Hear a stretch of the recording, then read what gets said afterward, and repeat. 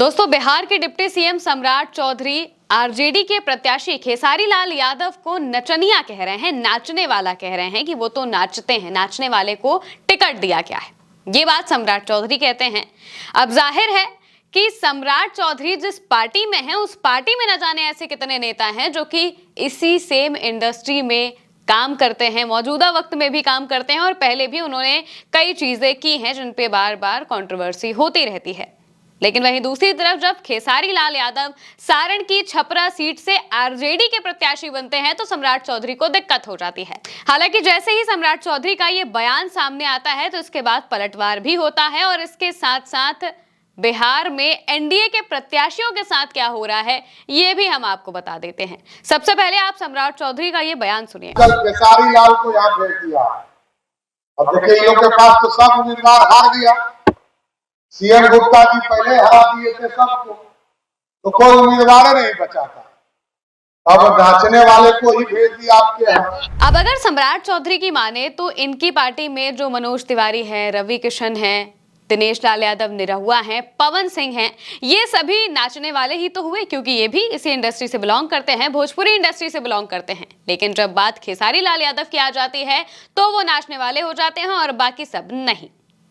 सम्राट चौधरी के इसी बयान पर अब बवाल मच चुका है पूरी तरह से। लगातार लोग उनकी आलोचना कर रहे हैं, उनके इस बयान की आलोचना कर रहे हैं और सवाल खड़ा कर रहे हैं कि इस तरह की बातें बोलकर आखिर आप क्या साबित करना चाहते हैं। यहाँ तक कि वो लोग जो इस पूरे मामले में हमेशा न्यूट्रल रहते हैं, राजनीति के मामले में न्यूट्रल रहते हैं, वो भी ये बातें कह रहे हैं कि आप किसी की कला का अपमान नहीं कर सकते। खेसारी लाल यादव एक कलाकार हैं और उन्होंने मूवीज में काम किया है, डांस किया है और अपनी मेहनत से इतना नाम बनाया है कि छपरा में वो जहां पर भी निकल रहे हैं वहां पर लोगों की भीड़ जमा हो जा रही है। लोग उन्हें देखने के लिए, सुनने के लिए आ रहे हैं और वो अक्सर लोगों के लिए आवाज उठाते रहते हैं, उनकी आवाज बनते रहते हैं और इसी वजह से उन्होंने आरजेडी का साथ चुना है, तेजस्वी यादव का साथ चुना है, क्योंकि अक्सर हम उन्हें देखते हैं कि वो युवाओं के बारे में बात करते हैं। अब जैसे ही सम्राट चौधरी का ये बयान सामने आता है तो खेसारी लाल यादव से भी इसको लेकर सवाल होता है और उन्होंने जिस तंज वाले लहजे में जवाब दिया है वो सुनना भी काफी जरूरी है। सुनिए। उनके नजर में ठीक है, मैं नाचने वाला हो सकता हूं, बट एक इंसान हूं, कलाकार हूं। बट उनके ग्रुप में जितने भी अभी लोग शामिल भी हुए हैं और चाहे जो पहले से भी हैं, वो सारे आसाराम बापू के शिष्य हैं। वो लोग सब पर बसन। तो दोस्तों, खेसारी लाल यादव ने साफ कह दिया कि अगर आपको लगता है कि हम नचनिया हैं तो ठीक है, हमें इस बात से कोई दिक्कत नहीं है भाई, हम तो कलाकार हैं।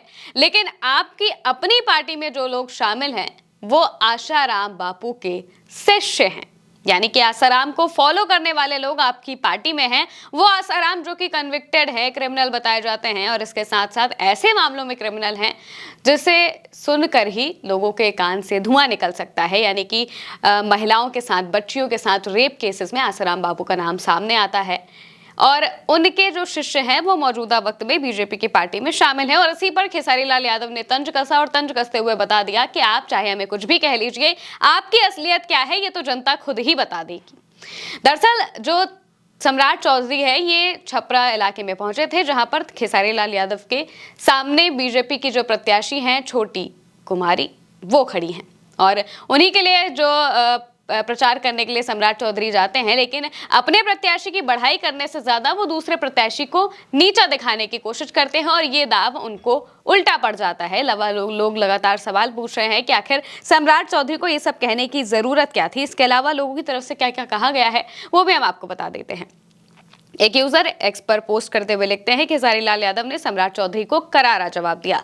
बिहार के छपरा विधानसभा से चुनाव लड़ रहे खेसारी लाल यादव पर बीजेपी नेता सम्राट चौधरी ने शर्मनाक बयान दिया है। सम्राट चौधरी ने कहा कि छपरा से जब कोई कैंडिडेट नहीं मिला तो एक नाचने वाले को उतार दिया गया। हालांकि ये हर उन कलाकारों का अपमान है जो अभिनेता होते हुए किसी की पार्टी से जुड़कर काम कर रहे हैं। उधर खेसारी लाल यादव ने भी भाजपा के नेता सम्राट चौधरी को जवाब देते हुए कहा कि उनकी नजर में मैं नाचने वाला हूं तो ठीक है, लेकिन मैं एक इंसान हूं और कलाकार भी हूं। लेकिन उनके ग्रुप यानी कि एनडीए में जो भी शामिल हैं या पहले से वो हैं वो सभी आसाराम बापू के शिष्य हैं।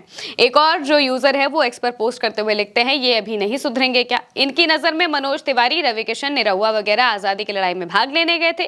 खेसारी लाल ने ठीक ही कहा है, सम्राट चौधरी की नजर में मैं नाचने वाला हूं तो ठीक है, लेकिन एनडीए में जो अभी शामिल हुए हैं या पहले से हैं वो सब आसाराम बापू के चेले हैं। यानी कि सीधे तौर पर खेसारी लाल यादव ने जो बयान दिया है उसकी बढ़ाई भी हो रही है और साथ ही साथ सम्राट चौधरी के बयानों की निंदा भी की जा रही है। वहीं दूसरी तरफ जो एनडीए के प्रत्याशी हैं उनकी अपनी स्थिति इतनी खराब हो चुकी है कि लोगों के नारों की वजह से उन्हें भागना पड़ जा रहा है।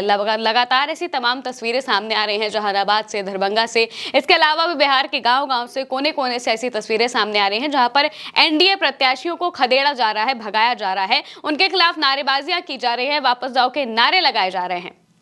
वहीं दूसरी तरफ सम्राट चौधरी जैसे जो नेता हैं, बड़े नेता हैं, वो दूसरे प्रत्याशियों को नीचा दिखाने की कोशिश करते हैं। हालांकि ये प्लान उनका पूरी तरह से फेल हो गया और इस वक्त सम्राट चौधरी की सबसे ज्यादा आलोचना की जा रही है क्योंकि वो पहले से ही काफी विवादों में रहे हैं और अब जिस तरह से उन्होंने ये बयान दिया है खेसारी लाल यादव को लेकर, उसकी वजह से वो और ज्यादा चर्चाओं में आ गए हैं और ज्यादा सवालों के घेरे में आ गए हैं। अब देखना होगा कि आखिर छपरा का किला फतेह कौन करता है। फिलहाल के लिए मेरे साथ इस खबर में इतना ही।